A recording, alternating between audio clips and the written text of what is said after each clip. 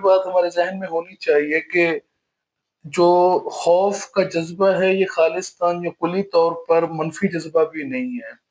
क्योंकि अगर हम देखें कि इसकी एक मुस्बत ताकत ये भी है कि इसने इंसान को हमेशा आगे बढ़ने में मदद दी है। लेकिन चूंकि हम इस वक्त बात कर रहे हैं एक खास सूरत हाल की, एक खास नुक्ते नज़र की, कि किस तरह इस जज्बे को बुनियाद बनाकर ये इंसानों का एक गिरोह बाकी इंसानों का इस्तेहसाल करता है। तो अगर वो बच्चे के सर से बालों का गुच्छा काट देता है और काटना चाहता है, तो उसकी बुनियादी वजह भी यही है कि वो बालों का गुच्छा उसके नज़दीक खौफ की वजह है, बुनियाद है। तो वो इस वजह को, बुनियाद को जड़ से उखाड़ना चाहता है। और अगर हम इस नावल से बहर बात करें, आम जिंदगी के हवाले से बात करें, तो उसमें भी यही है कि अगर हम इन सारी चीज़ों से छुटकारा हासिल करना चाहते हैं तो हमें उनकी जो एक वजह है, जड़ है, उसका खात्मा करना पड़ेगा। तो अभी कहानी में हम आगे चल रहे हैं। तो जैसा कि हमने अभी तक बयान किया कि वो बालों का गुच्छा जो है बच्चे के सर से काट देता है। अब उसके बाद सबसे बड़ी मुश्किल ये पेश आती है सबको, कि भाई अब इस बात को दूसरों से कैसे छुपाया जाए। क्योंकि उस पीर साहब के जितने भी मुरीदैन हैं, अगर उनको इस चीज की खबर हो जाएगी तो वो उस लड़के को जान से मार देंगे। और पीर साहब को भी अगर इल्म हो गया तो वो भी कोई ना कोई इंतकामी कार्रवाई जरूर करेंगे। तो वो सारे इस पर फिर काफी सोचो विचार करते हैं। फिर एक दफा जो मरकजी किरदार है वो सामने अपनी पूरा एक, आप कह लें कि थीसिस एक लेकर आता है इस चीज के हवाले से। वो अपने भाई को इस हवाले से कन्विंस करता है कि हम ये खबर खुद पीर साहब तक पहुंचाएं और बाकी लोगों को से अभी छुपा कर रखें। उसकी एक वजह ये होती है कि 5 माह बाद वो दिन आने वाला होता है जब बच्चे की राख कटनी होती है। अब उसको ये होता है कि 5 माह बाद जो भी राख काटने आएगा उसको पता चल जाएगा कि राख तो पहले ही काटी जा चुकी है। तो वो खबर तब भी बहर आ जाएगी। तो बेहतर है कि हम अभी पीर साहब को खुद ये किसी दूसरी शक्ल में इस खबर को पहुंचाएं, बिल्कुल ऐसी नहीं जिस तरीके से ये वाकया हुआ है। और उसकी उसका असर क्या होगा? असर ये होगा कि पीर अपना इक़्तिदार कायम रखने के लिए पहले खामोशी से उस बच्चे की जान लेने की कोशिश करेगा, और उसके बाद वो फिर इस चीज की तशहीर करेगा कि देखो, जब बच्चे के सर से राख उतर गई तो किस तरीके से काली बला ने बच्चे का खात्मा कर दिया। तो वो कहता है कि हम यहाँ पर दो काम कर सकते हैं। एक तो सबकी बचत भी हो जाएगी, पीर तक खबर भी पहुंच जाएगी, और पीर जो हथकंडा इस्तेमाल करेगा हम उसे रोककर पीर का राज जो है वो फाश कर सकते हैं। पहले तो कोई भी उसकी इस बात से मुत्तफिक नहीं होता, लेकिन सब बाद में सबको लगता है कि ये तरीका बेहतर है बाकी सारे तरीकों से।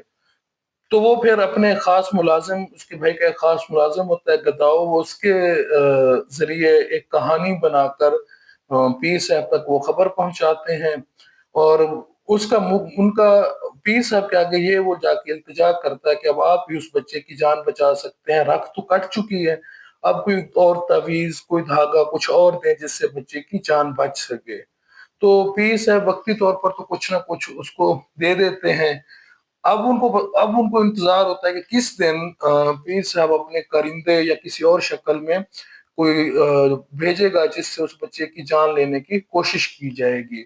तो यहीं पर फिर एक दफा जो मरकजी किरदार है वो सबको आगाह करता है कि अब 2-3 दिनों बाद अमावस की रात आने वाली है, जब गांव में हर तरफ किसी भी तरह की रोशनी का कोई भी सुराग नहीं होगा। तो इस अंधेरे का फायदा उठाकर वो बच्चे की जान लेने की कोशिश करेंगे। हम कहानी को मुख्तसर करते हैं, और वाकई में वो अमावस की रात वो पीर साहब के करिंदे आते हैं। वो उन्होंने एक जहरीला सांप उठाया होता है जो वो उस चारपाई पर फेंकते हैं जहां पर बच्चा और उसकी माँ सोते हैं। लेकिन वो उस रात बच्चे और उसकी माँ को छत पर सुला देते हैं, चारपाइयाँ खाली होती हैं। तो इसमें सांप भी मारा जाता है, पीर साहब का एक करिंदा भी जख्मी हो जाता है, लेकिन उनका ये पूरा मंसूबा नाकाम रहता है। असल मकसद होता है कि उस बंदे को पकड़ना, ताकि उसके जरिए फिर पूरे की इस जो एक आप कह लें कि एक माया जाल बिछाया है पीर साहब ने अपने इक़्तिदार को कायम रखने के लिए, تو اس کے راز کو افشا کرنے کے لیے تو بندے کا پکڑا جانا لازمی ہوتا ہے، لیکن وہ ان کے ہاتھ نہیں آتا۔ تو اب یہاں پر یہ کہ اب بچے کی جان بچ جاتی ہے، پیر ناکام ہو جاتا ہے، لیکن اس کا راز باہر نہیں آ جا سکتا، کیونکہ ان کے پاس کوئی ٹھوس ثبوت نہیں ہوتا جس کی بنیاد پر وہ پوری بستی کو یا ارد گرد کے لوگوں کو بھی آگاہ کریں کہ دیکھو یہ کس طریقے سے تم لوگوں کو لوٹ رہا ہے۔ لیکن وہ اپنے ارد گرد کے لوگوں کو قائل کرنے میں کامیاب ہو جاتا ہے کہ یہ دیکھو کہ محض وہ تہم پرستی کی بنیاد پر کس طریقے سے تم لوگوں کا استحصال کر رہا ہے۔ یہاں بس اتنی سی ہم کہانی وہ کریں گے، زیادہ ہم ڈیٹیل میں اس لیے نہیں کیونکہ ہمارا مقصد کوئی یہاں ناول پڑھانا یا ناول کی ایک ایک چیز کو وہ کرنا نہیں ہے، اس کا ایک تعارف پیش کرنا ہے۔ آگے پیچھے اور کیا ہوتا ہے یہ پھر آپ خود اس ناول کو پڑھیں اور اس میں وہ کریں۔ تو ہم تھوڑی سی بات کر لیتے ہیں۔ شروع میں ہم نے کہا تھا خوف اور خود غرضی کی، تو یہاں پر وہ جو ناول نگار ہے وہ اس تکون کو بار بار اس کی تکرار کرتا ہے کہ خوف کس طریقے سے توہم پرستی کی بنیاد بنتا ہے۔ جب ایک دفعہ انسان کے اندر خوف بیٹھ جاتا ہے تو انسان خواہ مخواہ توہم پرست ہو جاتا ہے، اور پھر کس طریقے سے جو توہم پرستی ہے وہ انسان کو خود غرضی کی طرف لے جاتی ہے، کیونکہ ایک توہم پرست انسان کی سب سے پہلی پھر کوشش یہی ہوتی ہے کہ کسی طرح سے وہ خود یا اس کے بال بچے یا اس کے ارد گرد والے محفوظ رہیں، چاہے باقی کچھ بھی ہوتا رہے، کوئی باقی سب جائے بہار میں، باقی سب جائے جہنم میں۔ تو وہ اپنی حفاظت کے لیے، اپنے بچوں کی حفاظت کے لیے پھر طرح طرح کے ہتھ کنڈوں کو، رسم و رواج کو، ہر چیز کو اپناتے ہیں۔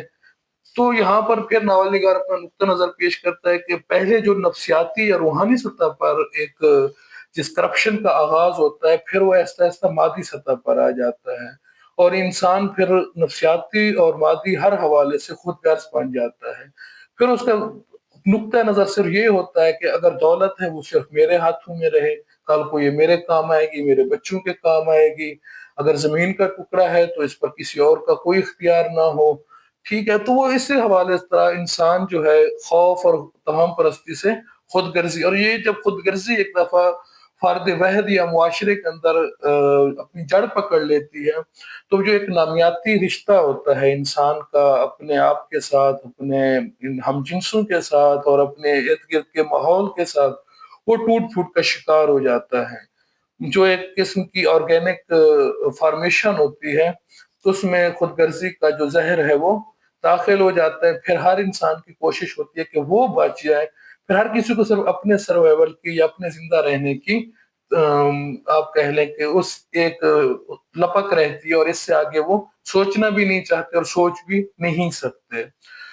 تو اب مزید اس پر بھی کافی گہری آپ کہہ لیں کہ مبحث ہیں، خوف پر، توہم پرستی پر، خود غرضی پر اور ان کے اثرات پر۔ وہ آپ سب کو اب پتہ چلے گا ان سب چیزوں کا جب آپ اس ناول کا مطالعہ کریں گے۔ ہمارا مقصد تھا صرف ان چیزوں کو تھوڑا تھوڑا سا ان کا تعارف پیش کرنا۔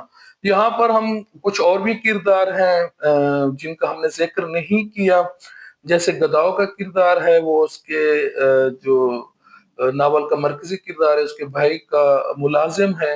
اس کے ذریعے ناول نگار ہمیں ایک اور جہت دکھاتا ہے ان لوگوں کی جنہوں نے یہ اقتدار قائم کیا ہوا ہے، پیری فقیری کا یا اس طرح کا توہم پرستی کے جو آپ کہہ لیں کہ طلسم قائم کیا ہوتا ہے، جس کی بنیاد پر وہ ریاست، سیاست، دولت، ہر چیز میں اپنا اثر رسوخ رکھتے ہیں۔ تو گداؤ کے کردار میں وہ ان کے ایک اور پہلو، جنسی استحصال کا پہلو بھی ہمیں دکھاتا ہے۔ اسی طریقے سے ایک اور کردار ہے یہاں پر ماسی جیرا کا کردار۔ اس کردار کے ذریعے تقسیم ہند اور مسئلہ کشمیر، اور جب کشمیر میں ڈوگرا راج کا خاتمہ اور اس کے بعد گلگت بلتستان کی آزادی اور اس کے عام انسان پر اثرات، یہ ساری چیزیں بھی اس کردار کے ذریعے واضح ہوتی ہیں۔ تو یہ صرف چونکہ تعارف تھا تو اس لیے ہم ان ساری چیزوں کو زیادہ تفصیل کے ساتھ پیش نہیں کر رہے۔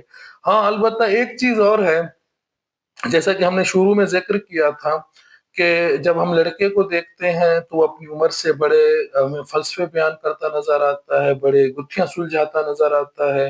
اسی طرح سے اس لڑکے کے ساتھ ایک اور لڑکی کا کردار ہے، گل نازی کا کردار، جو اپنی یوں سمجھے کہ محبت میں، اپنے حسن میں بے عیب ہے اور با کمال ہے اور شاندار ہے، ایک ایسی لڑکی جو عام، جو ہمارے معاشرے میں ایک انسانی لڑکی ہوتی ہے، اس سطح سے بلند تر نظر آتی ہے۔